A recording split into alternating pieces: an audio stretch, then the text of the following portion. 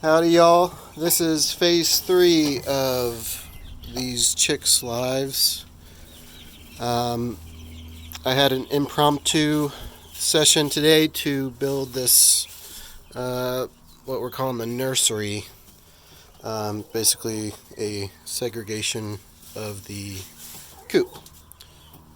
Phase 1 would be all the chicks in that big tub inside our house.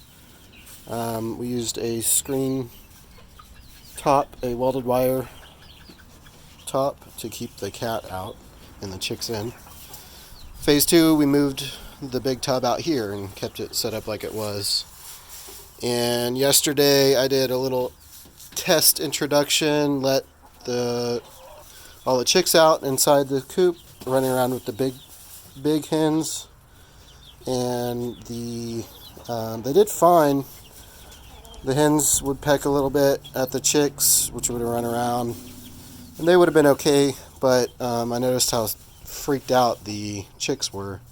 They were all cowering in a corner, and I think they would have been okay, but I didn't feel like they were too happy. So I very quickly, in the matter of about 2.5 hours, built this deal. It's not the best thing in the world, but it works. So this is a very primitive door that is really just chicken wire and a 2x4. And I have this little latch up here just to keep it a little bit more secure. And then these bungees to keep it tighter so there's no crack. I didn't use a level or a straight line or anything like that. I just screwed these on here and stapled the chicken wire on. And I'm okay using the chicken wire in here because it's plenty good enough to keep the chickens away from the chicks. Definitely not recommended for the outside. This is hardware cloth and it's much stiffer. You can't bend it. This, a raccoon or coyote or anything, could very easily work its way through. You can see how I've already made that hole quite a bit larger just now, and I'm not a hungry animal trying to eat. So yeah, that's it. I felt like they didn't have enough room inside that tub. They're starting to get really big for chicks anyway, and they have plenty of room in here now. I also get to hang their feeder in water, which really helps with the keeping things sanitary. They don't kick around the pine shavings or get on it and poop all over it. So it'll make my life a lot easier. I don't have to clean it every single day.